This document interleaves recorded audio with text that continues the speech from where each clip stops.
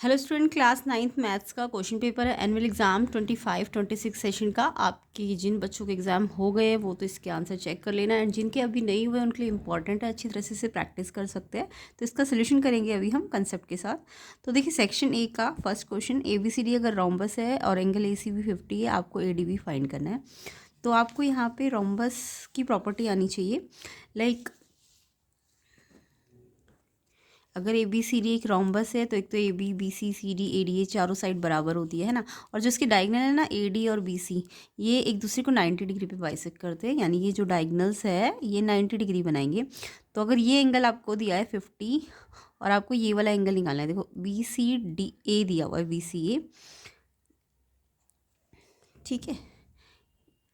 आपको क्वेश्चन में ACB, चाहे आप ACB बोलो या OCB, बात एक ही है ना।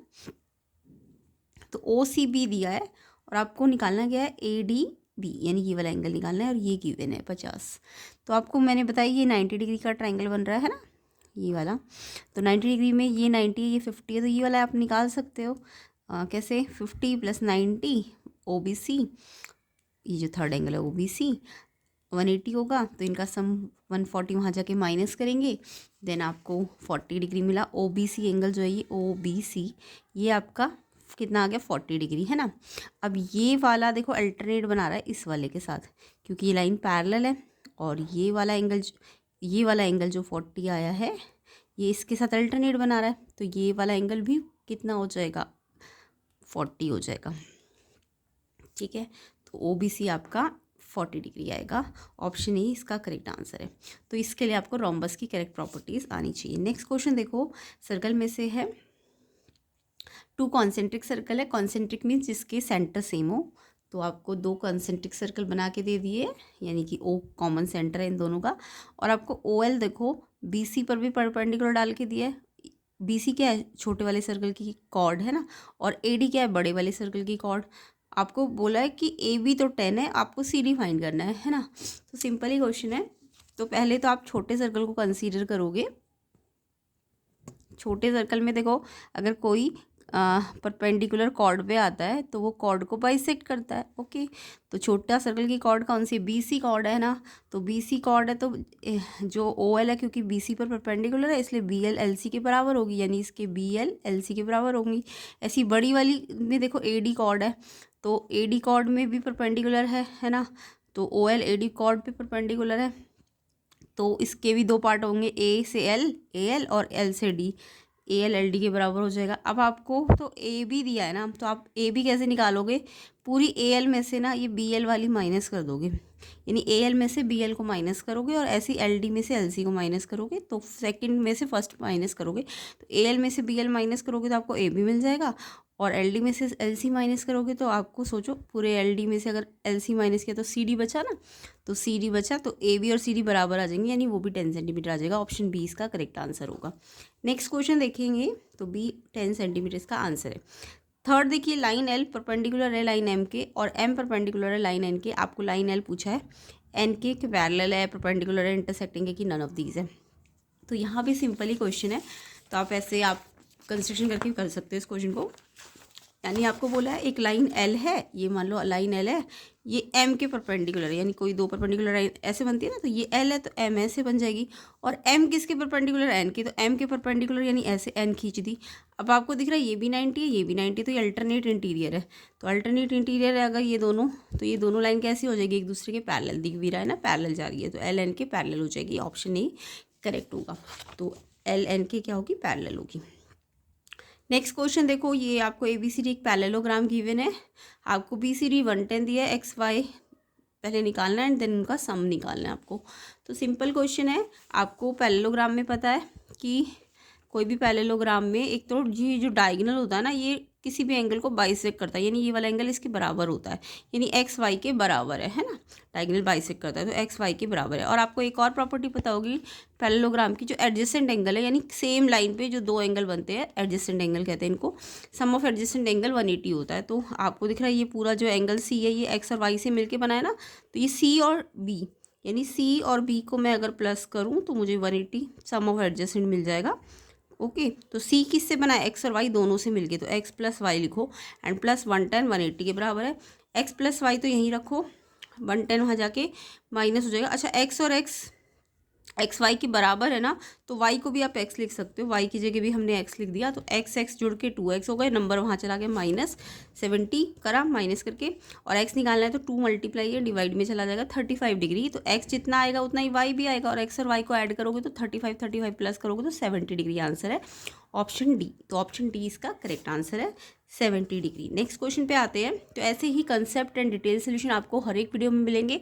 प्लेलिस्ट के अंदर PYQs previous year question paper and जो लेटेस्ट सैम्पल क्वेश्चन पेपर्स है वो आपको मिल जाएंगे। आप प्लेलिस्ट को जरूर चेक कर लेना। अगर पूरी प्लेलिस्ट अच्छी तरीके से कर लोगे 5 to 6 क्वेश्चन पेपर, तो आपका एग्जाम कोई भी आए, कैसा भी डिफिकल्ट क्वेश्चन हो, आप इजीली अटैम्प्ट कर लेंगे। तो प्लेलिस्ट का लिंक मैं डिस्क्रिप्शन में डाल दूंगी। क्वेश्चन 5 देखो, in circle with centre O angle ABC 45, BAC and ACB find करना है। सिंपल सा है, देखो BOC एक सेंटर से पास हो रहा है ना, डायमीटर है, डायमीटर से जो भी ये वाला एंगल होता है 90 होता है। ऐसे भी प्रूव कर सकते हो आप इसे। कैसे, तो देखो ये क्योंकि एक डायमीटर है और आपको पता है ये स्ट्रेट लाइन भी है, सेंटर से जा रहा है, तो ये 180 का होगा। तो एंगल BOC 180, क्योंकि BOC क्या एक लाइन है ना, लाइन है, तो इसका जो टोटल होता है लाइन का 180 होता है। और आपको एक प्रॉपर्टी पता है सर्कल की, सेंटर पे जो एंगल बनता है और सेम आर्क से अगर कोई सर्कल पे बनेगा एंगल, तो ये सेंटर वाला डबल होता है इस वाले की। यानी ये अगर x है तो ये वाला आधा x होगा, ठीक है, ये x है तो ये हाफ x होता है। तो ये अगर 180 है तो सोचो ये कितना आ जाएगा, 90 आ जाएगा ना।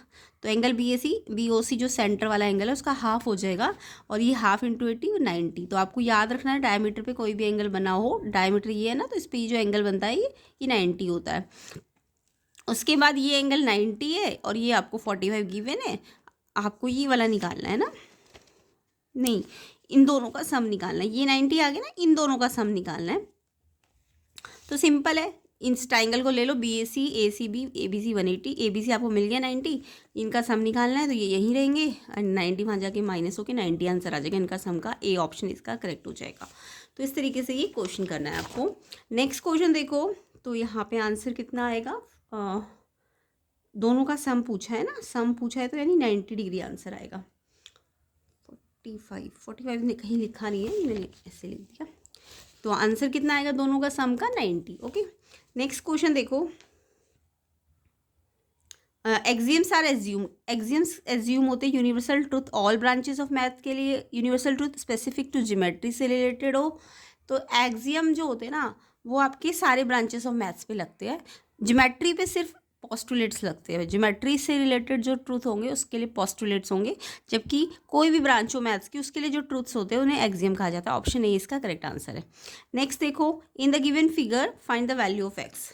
तो यहाँ पे एक्सियम वाला तो पता चल गया ना, जो सब पे बेस्ड हो सारे ब्रांचेस पे। ए ऑप्शन है इसका आंसर 6 का।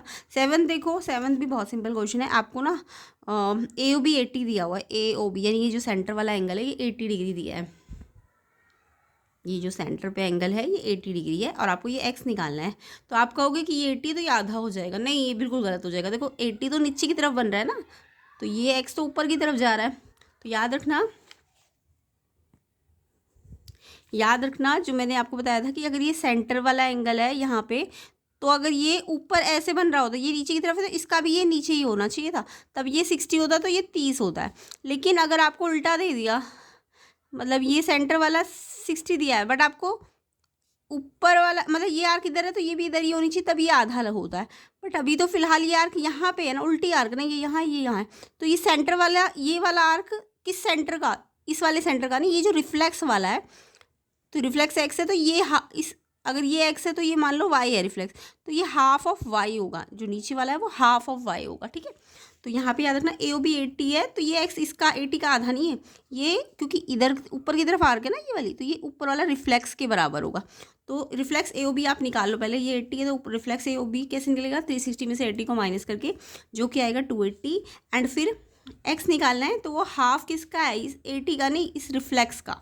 तो रिफ्लेक्स AOB 280 है, ठीक है। तो 280 का आधा करो तो 140 डिग्री, ऑप्शन ए इसका आंसर है। ओके, तो यहाँ पे आंसर 280 आएगा, डी ऑप्शन। नेक्स्ट क्वेश्चन पे आते हैं, 280 आंसर है। 8th question, in a continuous frequency distribution class mark of a class is 85 and lower limit 83, then its upper limit. तो आपको क्लास मार्क वाले क्वेश्चन मैंने बहुत सारे करा रखे हैं इससे प्रीवियस क्वेश्चन पेपर्स में भी, तो प्रीवियस क्वेश्चन पेपर को जरूर देखना, प्लेलिस्ट का लिंक पर डिस्क्रिप्शन में डालूंगी। 4 to 5 क्वेश्चन पेपर आपको अच्छी तरह से प्रैक्टिस करना है जिनके एग्जाम अभी नहीं हुए, ताकि आप प्रैक्टिस करेंगे मतलब कॉपी पेन लेके आपको खुद करने हैं और नहीं आए तो समझना है क्वेश्चन, ठीक है। तो आपको अच्छी तरह से प्रैक्टिस कर लेना है। तो क्लास मार्क के क्वेश्चन भी मैंने बहुत सारे कराए हुए, आप देख लेना। क्लास मार्क आपको गिवन है, लोअर लिमिट भी गिवन है, आपको अपर लिमिट निकालनी है। तो यहाँ पे क्लास मार्क का फॉर्मूला सबको आना चाहिए। क्लास मार्क होती है आपकी lower limit plus upper limit को डिवाइड करते हैं, पहले प्लस करते हैं फिर 2 से डिवाइड करते हैं, ये फॉर्मूला है क्लास मार्क निकालने का।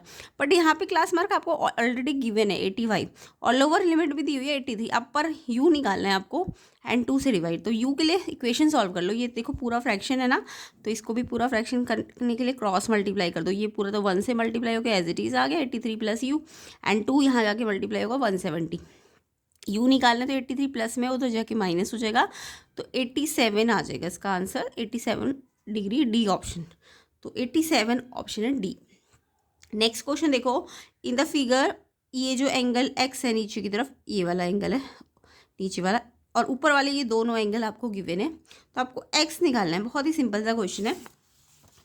तो देखो सर्कल दिया हुआ है आपको, ये सेंटर वाला एंगल पूरा एक्स दिया है, और आपको बताया था मैंने कि मैं आपको बता रहा ये एक्स है तो ये पूरा जो होता है हाफ एक्स होता है, बट आपको ये ऊपर वाला निकालने की जरूरत नहीं है, आपको ये भी दिया है ये भी दिया है और आपको ये एक्स निकालना है। आपको पता है ये पूरा सर्कल बन रहा है, तो पूरा सर्कल जो होता है ना, इन सब का तीनों का सम जो होता है, ये पूरा सर्कल ये प्लस ये 360 डिग्री का होता है पूरा कंप्लीट सर्कल। तो 35 25 और एक्स मिला के पूरा सर्कल बना रहे हैं, तो इसलिए इनका सम 360 होगा। तो इन दोनों का ऐड करो, 60 प्लस एक्स 360 के बराबर, तो एक्स निकालना है तो 60 वहाँ जाके माइनस हो जाएगा, देन ये 300 आ जाएगा। ऑप्शन डी इसका करेक्ट हो जाएगा, तो 300 डिग्री इसका करेक्ट आंसर है। Next question, the equation of the x axis. तो ये तो बहुत बार किया हुआ है आपने, एक्स एक्सिस की इक्वेशन जब भी बोले तो एक्स एक्सिस का मतलब क्या हुआ, ये होता है ना एक्स एक्सिस, तो एक्स एक्सिस में एक्स तो होता है बट वाई नहीं होता है, तो y की वैल्यू 0 होती है, ये एक्स एक्सिस की इक्वेशन होती है। याद रखना इक्वेशन ऑफ एक्स एक्सिस क्या होगी, क्योंकि इसमें y 0 होता है तो इसकी इक्वेशन y = 0 होगी, ठीक है। और अगर y एक्सिस होता, अगर y एक्सिस होगा तो ये मैंने पहले भी बता रखा आपको, तो इसकी इक्वेशन x = 0 होती है। और जो पॉइंट होता है कोऑर्डिनेट वो होता है x, 0 एक्स एक्सिस के लिए, एंड y एक्सिस के लिए कोऑर्डिनेट होता है 0, y। तो ये कुछ चीज़ें आपको याद रखनी है, तो बी इसका आंसर है। नेक्स्ट क्वेश्चन पे आते हैं, इरेशनल नंबर बिटवीन 1.011243 एंड 1.01223। अब देखो यहाँ पे बहुत ध्यान देना, ये देखो 1.0 तक तो दोनों का सेम है, ठीक है। क्वेश्चन ध्यान से समझना, 1.01 तक तो दोनों का सेम है। अब उसके बाद 1 के बाद 11 आया है और यहाँ पे 1 to 12 आया है, तो ये 11 है और ये 12 है ना। तो यानी देखो बाकी सारे तो सेम है, 1.011243 और ये नंबर दूसरा है 1.0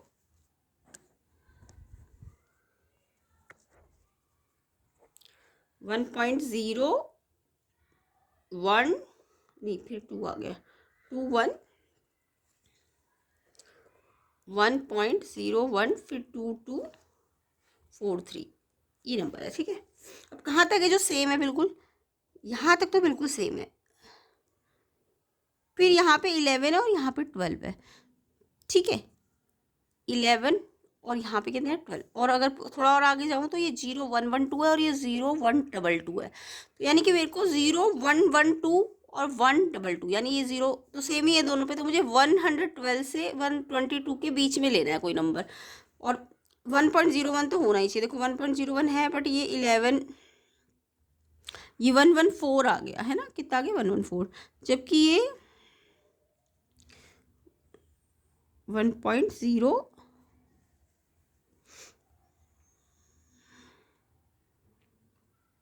अच्छा ये 111 आ गया ना, 111, तो ये 111 है जबकि ये 112 ऑलरेडी था, तो ये तो नहीं आ सकता इसके अंदर। ऐसे देखो 123, ये तो 122 तक ही है, तो ये तो 123 आ गया इसके आगे का नंबर, तो ये भी बड़ा हो गया इससे, है ना, इस वाले से। ये वाला जितना था ये इससे छोटा हो गया, तो ये भी नहीं आएगा इनके अंदर।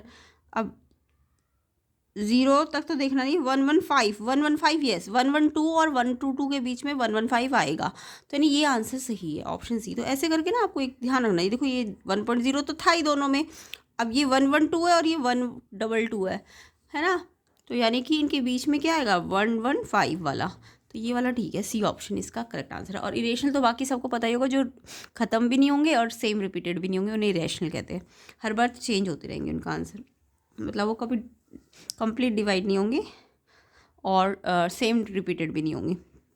12th क्वेश्चन देखेंगे, इन अ सर्कल विद सेंटर हो, आपको एक्स, ये वाला एक्स निकालना और ये वाला एंगल 30 दिया है, तो सर्कल की प्रॉपर्टी तो अब आपको समझ आई गई होगी। ये देखो 30 है, तो मैंने आपको बोला था ना सेंटर वाला इसका डबल होगा, तो ये 30 है तो ऑब्वियसली ये 60 डिग्री हो जाएगा, है ना, तो ये 60 डिग्री हो जाएगा। तो एंगल BOC, ये जो BOC सेंटर वाला है, ये आर्क सेम आर्क पे बना है ना, BC आर्क पे, तो ये 30 है तो ये 60 हो जाएगा, ये डबल हो जाएगा इसका, तो 60। अब आपको ये छोटा सर्कल दिख रहा हो, ये छोटा दिख रहा है ट्राइंगल, इसमें आपको पता है ये OB और OC क्या रेडियस है ना, रेडियस की इक्वल होती है, तो अगर OB OC के इक्वल है तो ये जो एंगल बन रहे हैं ये वाला और ये वाला, ये ट्राइंगल में अगर ये साइड इसके इक्वल है तो ये वाला एंगल इसके इक्वल हो जाएगा ना, तो OBC और OCB ये बराबर हो जाएंगे, x मान लो इनको, और इन तीनों का सम 60, x + x का सम 180 हो जाएगा। तो सिंपल ये क्वेश्चन हो जाएगा अब आपका। तो यहाँ पे x + x + 60 बराबर 180, तो 2x आ गया, 180 - 60 वहाँ ले जाके माइनस करो, 120, x निकालना है 2 से डिवाइड करो, तो आंसर 60 डिग्री, ऑप्शन बी इसका करेक्ट है। नेक्स्ट क्वेश्चन पे आते हैं। नेक्स्ट क्वेश्चन है आपका, तो आंसर क्या आ जाएगा बी, 60 डिग्री। नेक्स्ट है, if m is the mid point and l is the upper class limit of a continuous frequency distribution, आपको lower class of the class limit of the class निकालनी है, lower class limit निकालनी, यानी कि आपको पता है ना क्लास लिमिट क्या होती है, lower plus upper divide by 2। आपको ना मिड पॉइंट दिया हुआ है, मिड पॉइंट का मतलब क्या होता है, मिड पॉइंट को ही हम क्लास मार्क कहते हैं, तो एक्चुअल में हमको क्लास मार्क ही दे रखा है, क्लास मार्क मतलब मिड पॉइंट ही होता है, तो जो मिड पॉइंट होता है उसी को हम क्लास मार्क कहते हैं। आपको क्लास मार्क तो m बोल दिया क्वेश्चन में, क्लास मार्क क्या है इसका, m is the mid point, mid point का मतलब m आपका क्लास मार्क है, और l अपर क्लास है, वैसे l लोअर क्लास को लेते हैं बट यहाँ पे l अपर क्लास है, और आपको लोअर क्लास निकालने को बोलिए, तो फॉर्मूला वैसे क्या होता है क्लास मार्क का, lower limit plus upper limit divide by 2, और ये आपको गिवन है m के बराबर। अब आपको l तो निकालना है, l को आप x मान लो, क्योंकि l अब निकालनी है तो l को हमने x मान लिया, और अपर लिमिट को इन्होंने बोला है क्वेश्चन में कि वो l है, तो अपर लिमिट की जगह हमने l रख दिया, तो ये x निकालनी है आपको। तो वैसे ये पूरा फ्रैक्शन है ना, तो इसको क्रॉस मल्टीप्लाई करो, x + l 1 से होगा तो x + l, एंड ये 2m हो जाएगा। अब आपको x निकालना है तो l वहाँ जाके माइनस हो जाएगा, तो 2m - l जो है आपका लोअर लिमिट हो जाएगा, ऑप्शन डी आंसर है। तो इसका answer option A, sorry option A, 2m - l क्या है इसका आंसर, ऑप्शन ए, ठीक है, ऑप्शन ए करेक्ट आंसर हो जाएगा।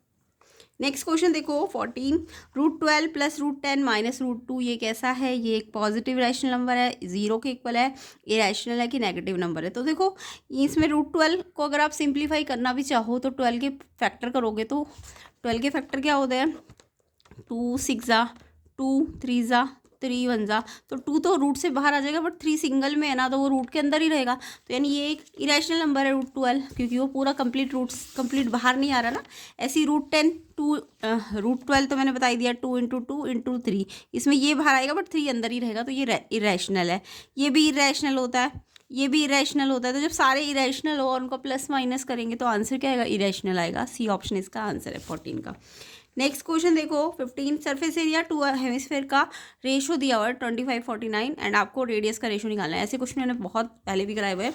तो सरफेस एरिया 1 का रेशो, सरफेस एरिया का रेशो लेना है, और आपको बोला है स्फेयर है, सॉरी हेमिस्फेयर है ना, हेमिस्फेयर का क्या लेना है, सरफेस एरिया 3πr² होता है, हेमिस्फेयर बोला है ना, तो 3πr² होता है हेमिस्फेयर का, तो 3πr², नीचे भी 3πr², बस इसकी रेडियस अलग है, इसकी रेडियस अलग है, इसकी रेडियस को हमने रेडियस 1 माना, इसकी रेडियस को रेडियस 2 माना, तो 3 से 3 कट गया, पाई से पाई कट गया, और ये जो सरफेस एरिया ना हेमिस्फेयर का 3πr1² 3πr2², वो बराबर है 25/49 के। अब 3π दोनों कट गए, r1/r2 इन दोनों पे स्क्वायर है, तो मैंने इकट्ठा स्क्वायर लगा दिया, अब ये दिया हुआ है, आपको ये रेशो निकालना है, तो ये स्क्वायर हटता है, जब भी यहाँ से स्क्वायर हटेगा तो इस पर रूट लग जाएगा इस साइड पे।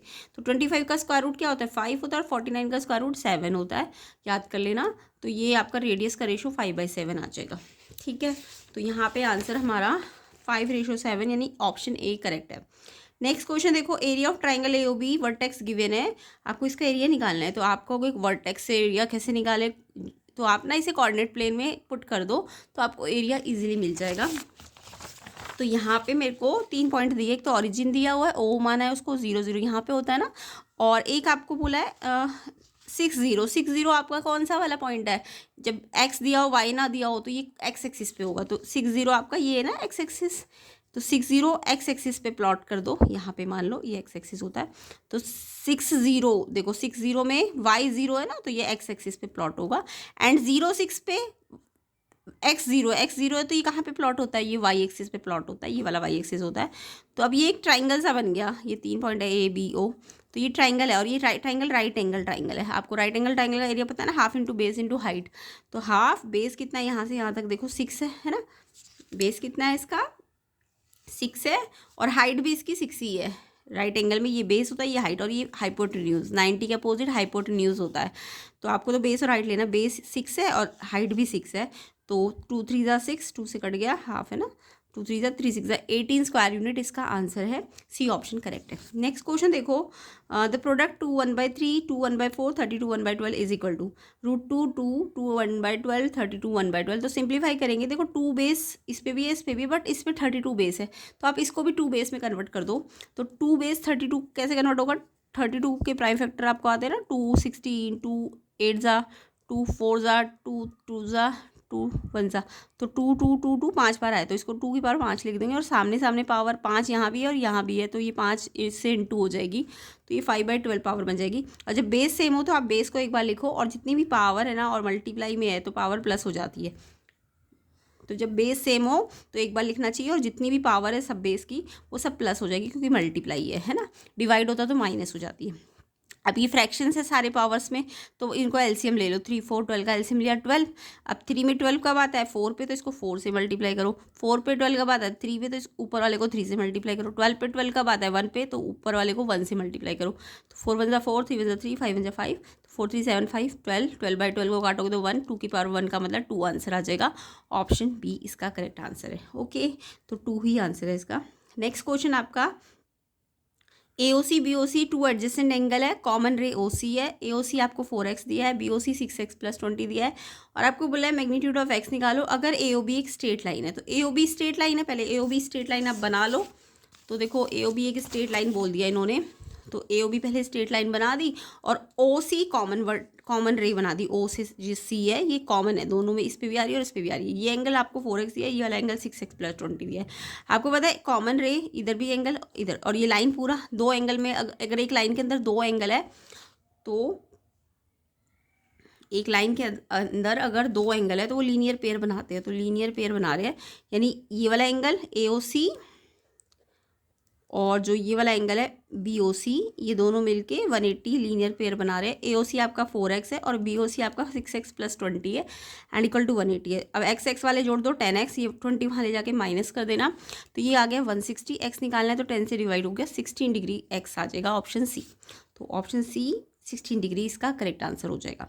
नेक्स्ट क्वेश्चन देखो, आपके एजर्शन रीजन है, एजर्शन है अगर a + b 10 है और a + b में c प्लस किया तो 10 में c माइनस करेंगे, तो क्या ये सेम होंगे। देखो आपने एक एग्जाम पढ़ा होगा, एग्जाम कहता है कि अगर मैं इक्वल ऐड करूँ तो इक्वल, अगर इक्वल ऐड करें इक्वल्स में तो जो होल्स आएंगे वो भी इक्वल होते हैं, है ना, ये वाला एग्जाम आपने पढ़ा होगा।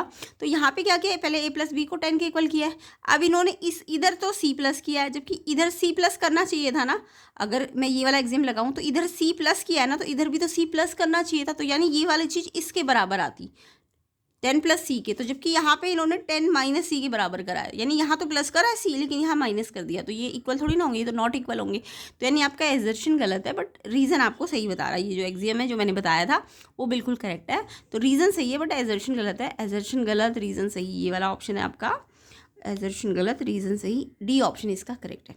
नेक्स्ट क्वेश्चन देखो, the point -50 lie on y axis and 0 - 4 on x axis. तो ये आपको एक्सिस वाले मैंने पहले भी सिखा रखे हैं,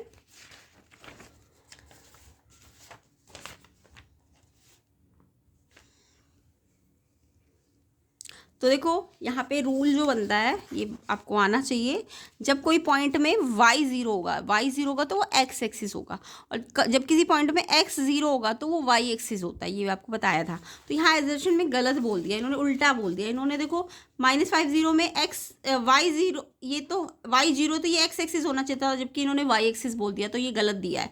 और ये आपका देखो इसमें x 0 है तो ये y एक्सिस होना चाहिए था, तो ये आपको उल्टा दे दिया इन्होंने, है ना। तो ये एजर्शन गलत है। रीज़न बिल्कुल सही बता रहा है। रीज़न कह रहा है every point on x axis का 0 डिस्टेंस होता है एक्स एक्सिस से, यानी अगर कोई पॉइंट एक्स एक्सिस पे है ना तो वो एक्स एक्सिस से ही अगर उसका डिस्टेंस निकाले तो वो 0 ही आएगा। यस, एक्स एक्सिस का पॉइंट है तो उसका एक्स एक्सिस से 0 डिस्टेंस आता है, और अगर वाई एक्सिस का पॉइंट है तो उसके वाई एक्सिस से भी उसका डिस्टेंस 0 आता है।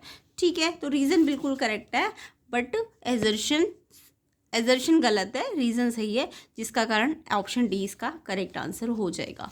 ठीक है, तो यहाँ पे answer assertion false, reason true हो जाएगा, डी ऑप्शन। नेक्स्ट सेक्शन भी देखो, z आपको 0.064 दिया है एंड आपको 1/z 1/3 निकालना है, यानी पहले z का उल्टा करना है एंड देन उसका पावर 1/3 करना है। क्वेश्चन समझ आ गया ना। z आपको 0.064 है बट उसका उल्टा करना है एंड देन 1/3 पावर लगानी है। तो z आपको अगर दिया है तो 1/z निकालोगे तो इसके नीचे 1 है ना, तो अगर इसके नीचे 1 है तो इसका उल्टा करोगे तो 1 ऊपर आ जाएगा, ये नीचे आ जाएगा।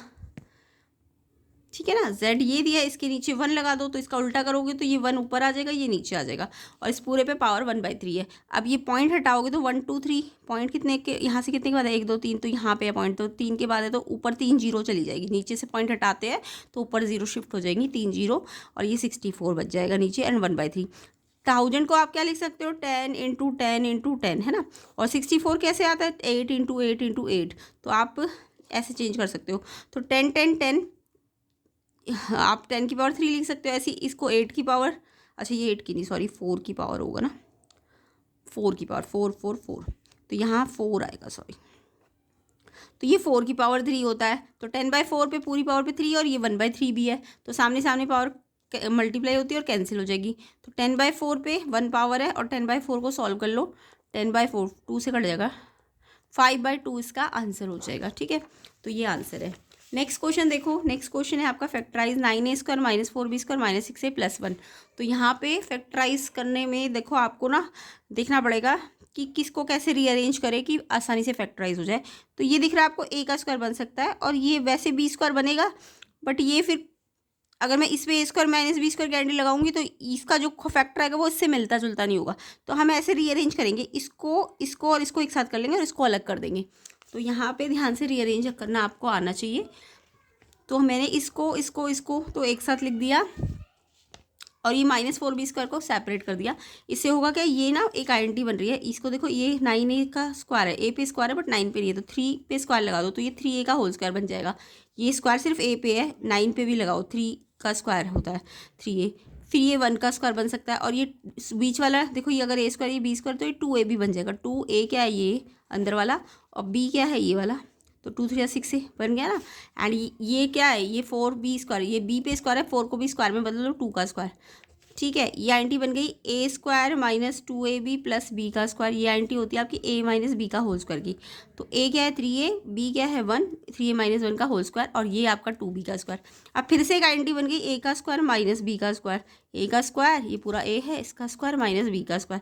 ये आइडेंटिटी होती है एक बार a को b के साथ प्लस करो, एक बार a को b के साथ माइनस करो। तो a क्या है 3a - 1 ये पूरा, और इसको एक बार इसके साथ +2b करो, और एक बार इसी को इसके साथ -2b करो। तो आइडेंटिटी लगानी है आपको। ठीक है, तो इस तरीके से ये क्वेश्चन हो जाएगा।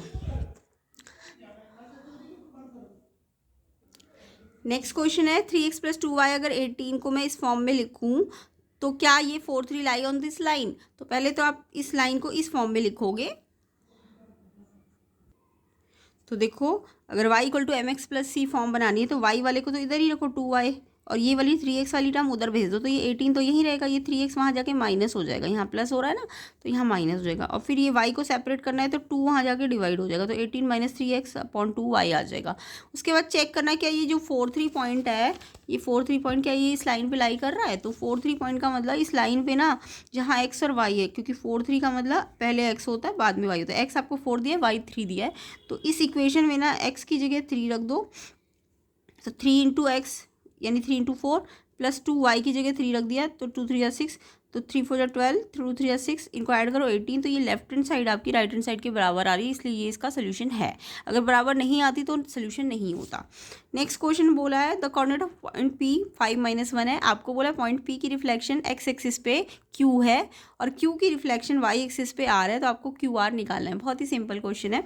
तो पहले तो आपको पॉइंट P 5-1 दिया है।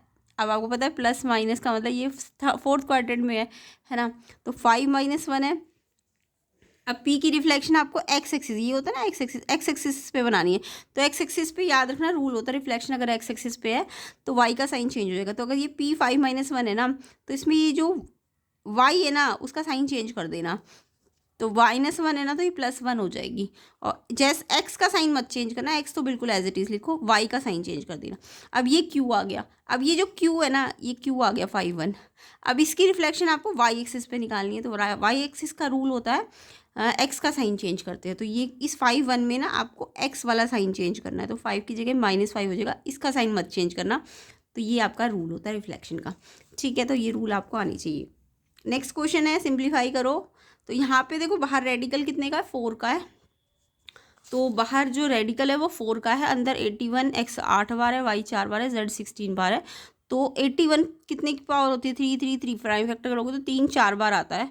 ऐसी x तो ऑलरेडी 8 बार है, तो x की 4 करके आप इसे ऐसे कर सकते हो, क्योंकि 4 का रेडिकल है ना, तो मुझे 4 के ग्रुप बनाने हैं, तो 3 4 का ग्रुप में आ गया। तो 4 है बाहर, जितना बाहर होता है उतने के ग्रुप बनाओ, तो 1 3 बाहर आ गया। ऐसी 4 एक्स है तो 1 एक्स बाहर आ गया, फिर से x के 4 है क्योंकि x के 8 थे ना, तो इसमें से भी 1 एक्स बाहर आ गया। y की तो ऑलरेडी 4 है, तो इसमें से 1 ही y बाहर आएगा। z के देखो कितने हैं, 16 है, तो इसका मतलब अगर मैं इसे करूँ तो 8 अंदर 2 बाहर, तो यानी आपको पता है ना स्क्वायर, कोई भी चीज़ स्क्वायर में हो तो वो पूरा स्क्वायर हट के ये आ जाएगा z 8, यानी z 16 है तो उसके z 4 z 4 z 4 z 4, यानी कितने बड़े, एक यहाँ से z, एक यहाँ से, एक यहाँ से, एक यहाँ से, तो z आपके ना 4 बाहर आएंगे, सॉरी, क्योंकि 4 का बनाना, 4 यहाँ रखना है तो 4 यहाँ बचेगा, z 4 आएगा, तो यहाँ पे z आपका 4 आ जाएगा, ठीक है। तो ये आंसर आ जाएगा। आपको इस तरीके से ये जितने का रेडिकल होता है उतने के ग्रुप बनाने होते हैं, क्लियर। तो यहाँ पे आपका सेक्शन बी भी कंप्लीट होता है। नेक्स्ट पार्ट में हम इसका सेक्शन सी कंप्लीट करेंगे, सेक्शन डी कंप्लीट करेंगे। आपके जिनके एग्जाम नहीं है उनके लिए बहुत इंपॉर्टेंट है, अच्छी तरह से इससे प्रैक्टिस करना है। जिनके एग्जाम हो गए उनको अपना आंसर मैच कर लेना है। सेक्शन ई को भी हम नेक्स्ट पार्ट में कवर करेंगे, जिसके लिए आपको वीडियो को ज़्यादा से ज़्यादा शेयर करना है। 1000 लाइक जल्दी कर देना, ताकि मैं जल्दी इसका सोल्यूशन कंप्लीट करा सकूँ। एंड इसका सोल्यूशन का लिंक भी आपको मिल जाएगा, प्लेलिस्ट का लिंक और इसके सोल्यूशन का लिंक डिस्क्रिप्शन में होगा। तो आपको लाइक जल्दी करना है, शेयर जल्दी कर दो। एंड वीडियो में नए हो, चैनल में नए हो तो चैनल को सब्सक्राइब ज़रूर करना। तो इसके नेक्स्ट पार्ट को हम नेक्स्ट वीडियो में करेंगे। तो ज़्यादा से ज़्यादा बच्चे इसको अच्छी तरह से प्रैक्टिस कर लो, इम्पॉर्टेंट है। तो एंड साथ ही साथ प्लेलिस्ट को भी प्रैक्टिस कर लेना। तो लिंक्स इनका मैं डिस्क्रिप्शन में डाल दूँगी।